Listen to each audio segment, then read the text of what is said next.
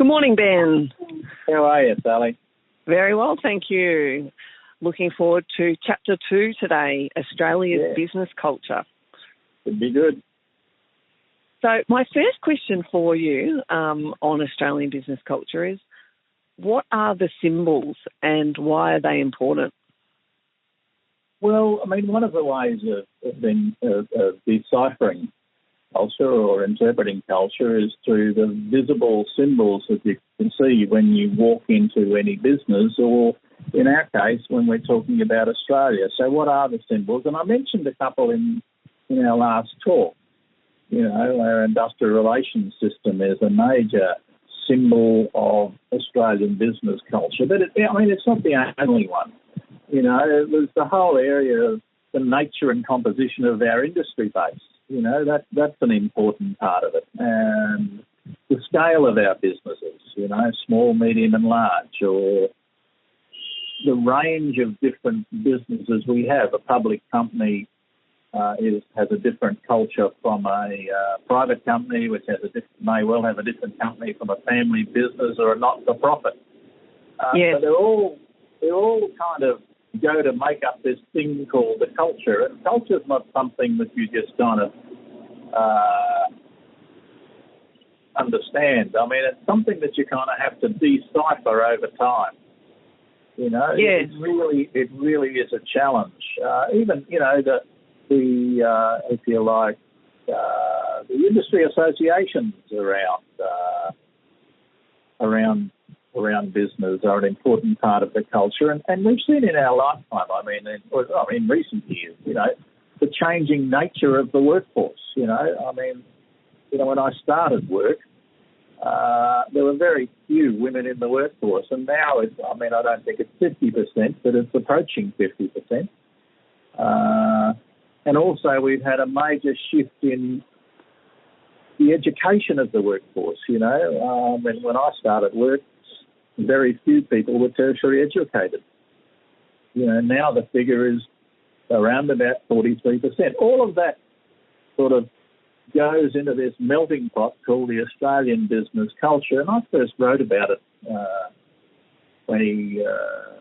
30 years ago. And it's something that's always fascinated me. And that's where we first came up with the notion. We're a culture that's devoted to business culture that's devoted to lifestyle, as evidenced by our recreational debates, which I mentioned in our last talk. Yes, and how the context of actually how we see that in the outputs of where we actually, like our last podcast, we were talking about sport and how we're actually excelling there, and all things that are related to, business culture and, the direction of a business is what actually is achieved. So what is actually happening as far as Australia's business culture and its direction? You know, I mentioned that in the last chat we had that I was involved in the debate about economic restructuring, where Australia, if you like, opened itself up to the world. You know, there were a lot of cultural symbols that changed. We floated the dollar. We reduced tariffs. They were all issues that influenced the culture of Australian business in that day. And we did all of that. And the spirit of the time was about opening up and building a globally competitive culture. And I mean, it's fascinating to look back now on what hasn't happened. What hasn't happened. That wasn't a good choice of words. But anyway, I think it's worth reflecting on when you intervene in a culture. You have intended consequences and you have so many unintended consequences. And I'm confident that when we look back on the last 30 years, what happened after that economic restructuring, I don't think anyone who was planning for Australia to be globally competitive would have predicted that Australian manufacturing dropped significantly in terms of its output in Australia. So Australian manufacturing now is about 6% of Australia's GDP.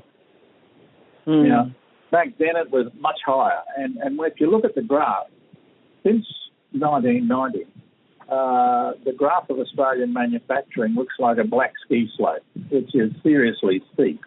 And somewhere in that time, we very proudly announced that we'd made the transition from a mining-based culture to a service economy. Now, I'm really fascinated by who made that decision and when, or is it an unintended outcome of some of the restructuring we did in the 1990s? So, it's those questions when we're talking about culture. How we actually, there's a whole range of, if you like, conversation that emerged in the 80s and 90s in and around shareholder value. Now, that was, kind of imposed effectively from outside. The economic literature decided that shareholder value was a major feature of business. And in fact, I had conversations with boards that said it was the purpose of business, was to make a profit and create shareholder value. Now, I know that's a nonsense, and some people know it's a nonsense, but there were many board members who believed that the reason for business was to make a profit for shareholders. That's all it was. So that sort of conversation started to permeate Australian business. And if you look at our public companies in Australia, I think it's quite informative. And it highlights, I'm not sure what it highlights. Maybe it highlights a form of risk aversion or a form of institutional, if you like, malaise. But of the top 10 companies in Australia, 5 were founded by government. This is on the Australian Stock Exchange. 5 were founded by government. All were founded before 1970. And many of them were founded prior to 1924. 5 of them are banks. And there are very few value-adding businesses. 1 on my count, maybe 2, depending on how you define it. But if you can contrast that with America, there's a whole range of businesses founded post-1970, and it's not hard to pick them: Microsoft, Apple, Amazon, Alphabet, formerly Google, and Facebook. So what we have, it might be argued that we have an old world economy, certainly an economy lacking in entrepreneurial spirit. Now, that might be a bit harsh, but it also might, if you link it together with decisions we made in history, you can see that somehow we don't move forward entrepreneurially in Australia. And that's, the private, if you look at the list of private businesses in Australia, it's not the same, but it has similar elements to it. A lot of the businesses have been around a long time. There's not a lot of new blood, if you like, in the Australian business. Now, that might be changing. We now have some IT businesses that are unicorns. We have Atlassian. We have Canva. Both are unicorns. And maybe Airwallex is another unicorn. Yeah. We just, our culture is service-oriented. We don't look for businesses we don't look to build businesses for the long term. And when we do, they're kind of institutionalised. Yes, and we also look to businesses that are only kind of set up in a way that's going to service Australia, and we don't look as globally as we could do. We sort of think that our situation is going to restrict us from being able to be global, yet, there are other examples like the Red Bull story where they're actually distributing across the entire globe. And why can't we do that here with food manufacturing, with a particular, like the dairy industry or something like that, where we actually produce something that goes global? Oh, look, I think that's a big vision. I think the imagination of Australians is limited by the fact that we're an island. You know, everything. You know, if we start a business here and we get 5 to 10% of the market, and we think, look, that's pretty good. Our lifestyle is important. Let's not. In fact, I've actually worked in the business in the last 10 years, and I had this grand dream of going national and then possibly going international. And I said to them, so which one of you is going to sit on a plane for the next 5 years while you do this work to build a national business and then an international business? They all looked at each other and said, oh, I don't think we want to do that. They hadn't really thought through the consequences of building a national business. You know, and effectively, if you're going to build a national business, you might be able to do it with technology a little bit more easily now, but the reality is someone is going to have to travel a lot. Yeah. You know, and I have a colleague who did some work in Asia in the last 15 years, and his job, he worked with an American pharmaceutical company, was to open Asia, to build the Asian market for this pharmaceutical company. And he spent 5 days a week, pretty well every week for 2 years, flying in and out of Singapore and visiting 2 to 3 Asian countries a week at great personal cost. But that was how they opened. That's how you open an international business. Someone has to do what you call the hard yard. Yeah. And that's how businesses are built. You know, whether it's just building a business in your local area and working hard. You know, business building is a hard task. And there is some evidence in Australia that people will do it, but it's not celebrated, and it's not. Maybe it's rewarded at some level, but it's certainly not recognised as being the challenge that it is. So, you know, we kind of need to think hard about what sort of business culture we want. You know, maybe we want to say, okay, we're a country committed to lifestyle, and if you come here, that's the rules you play. That's the rules you play by. We're not looking to be ambitious in terms of business. Now, I don't think that's true, but that's a choice we can make as distinct from allowing it to happen. Yeah. And I think it's really interesting, Ben, around, 70% of all our Australian businesses are family, constitute family businesses. And I suppose that discussion around why people start business in the first place, was it a particular family member that was looking for a lifestyle choice, or were they looking for just work for themselves, and by default it turned into a bigger business, and that's playing into, again, the Australian culture. And now we've got a lot of businesses that are coming into their third generation, because if you think of, we are such a young country. We're 120 years since Federation. I suppose that's more of our industrialisation.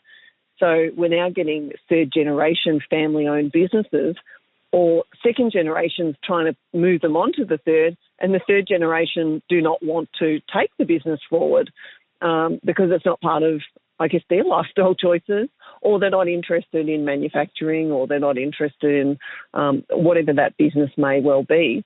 So we've only got a success rate of 5% of third-generation family-owned businesses surviving here in Australia.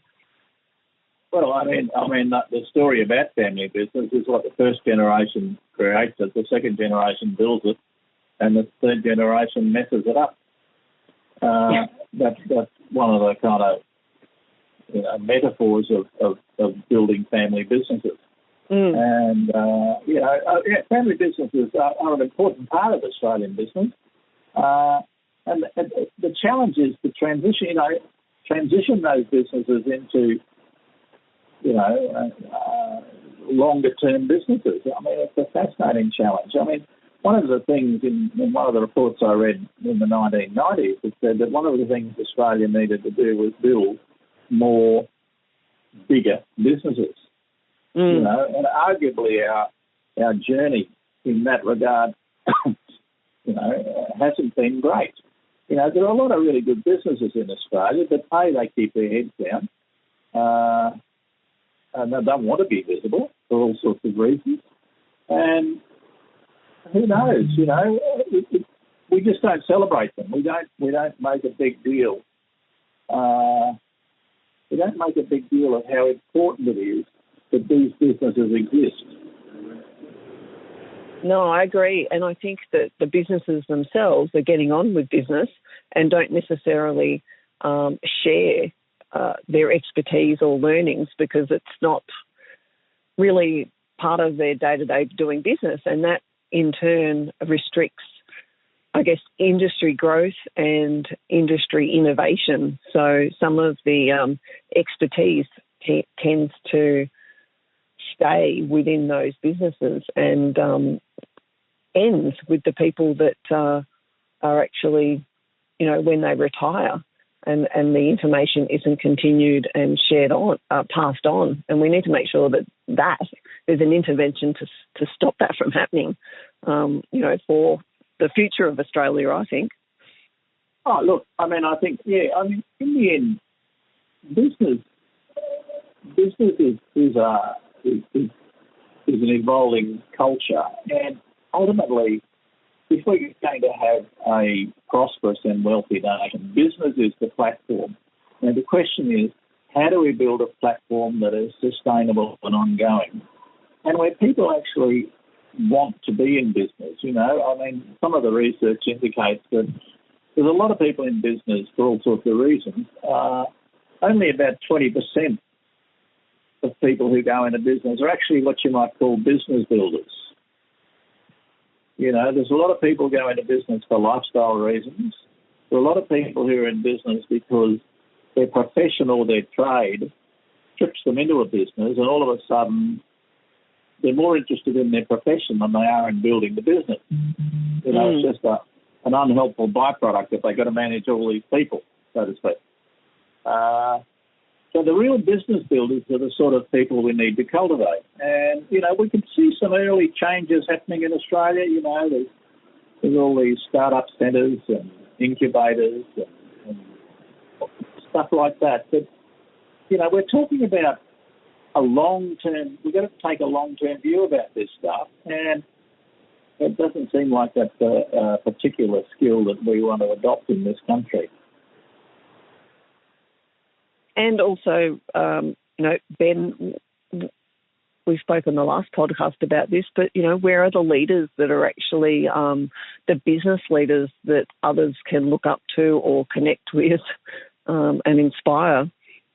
Exactly. And I'm sure they're there, but they're in little pockets, they kind of, maybe the Australian tall poppy thing is part of it. People don't want to be held up there because, the great Australian tradition of knocking people down is at the front of their mind, if you like. Yeah. And I've talked to people about that. I've talked to business leaders about that, and that's part of the issue. They, well, why would I do that? If I could just run a really successful business and just get on and do it, why would I take a position on anything? It's the crossover between competency and courage and motivation. Yeah. Well, the other thing is we've got to remember that the study of business is a relatively new phenomenon. Once upon a time, in the early days of Federation, the government was making those decisions about not going into industry. Certainly business wasn't valued as we know it now. And it's only in the 70s that business schools evolved. And so, the body of knowledge around business has changed dramatically, but most of the people in business are not accessing the body of knowledge. I think that's another question, in the work I've done over the years. I look back on it and I classify myself, I guess, as a management consultant. But a lot of it has been just management education, working with business leaders who are managers or business leadership education and helping them understand that there are tools and frameworks, particular competencies that they can build within their businesses to allow the business to grow. In the days prior to this, I mean, businesses, good people built good businesses, but more by intuition than anything else. Yes.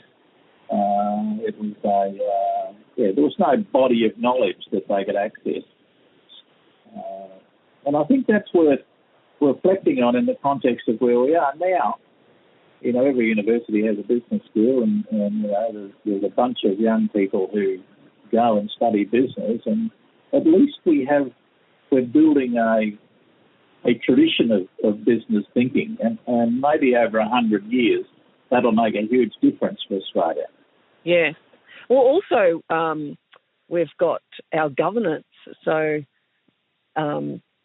if you have now a listed company on the ASX, it's required that you actually do have a vision statement and values as an Australian business, and that as part of your corporate governance, you need to be making sure that your executive and leadership team are role modelling the behaviours, and that the workforce is being taught about what the expected behaviours are, and if there's any opposition or ongoing sort of conflict to what the culture of, or the desired state of the culture of an organisation is that's actually reported up to the board. And I think that happened last year, and I think that's a really interesting shift. And bringing it back to currently right now, we've got an investigation into the culture of the Australian government. So here we are talking about Australian business and Australian business culture, and just in the last 6 months, it's becoming quite a hot topic. Yes, and the difficulty is, of course, you can't legislate competence. No, absolutely not. I mean, you can have all that stuff on paper, but in the end, people have to live the experience. And so Frank, one of the great saints in the Christian tradition, a dude called St. Francis, and he used to talk about preach the gospel often, and if you must, use words. So it comes back to a conversation we had, I think, in our last. When you walk into an organisation, just by being in the foyer or being in the conference room, you can smell the culture. And I had an experience many, many years ago where I was working with a major Australian rural business. And they're still around, and they're very good business. But I went into their boardroom this particular day, and I spent a day in the boardroom interviewing people, and the chairman and the CEO came in to see me at the end of the day and said, "How did you go?" And we had a nice chat. And I said, have a look around your boardroom. Do you bring guests here? And they said, yeah. And I said, well, I've had a look in your library, and the last book was published in your library in 1959. So this is about 1985. And I said, look at the furnishings. The furnishings all look like they'd been bought in about 1959, and this is 1985. It was grubby, it was worn down, it was, how would you say it, unpresentable. But that was where they brought all their guests. And I said, what do you think people think about this business when they come in here?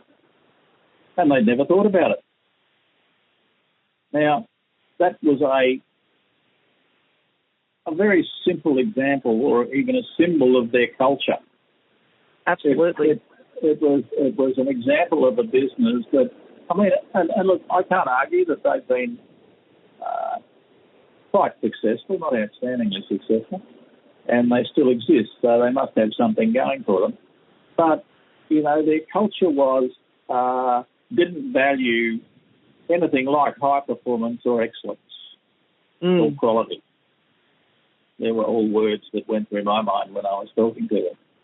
So, it's kind of, you can feel it. And, it's like the Australian culture. You can actually, just by reading the papers and being here a week, it wouldn't take you very long to work out that lifestyle is pretty important to Australia. And You know? No, I actually I had a guest from America not last year, the year before, at the end of the year, and 2018 at the end of the 19 at the end of the year, and he was just here for 2 days.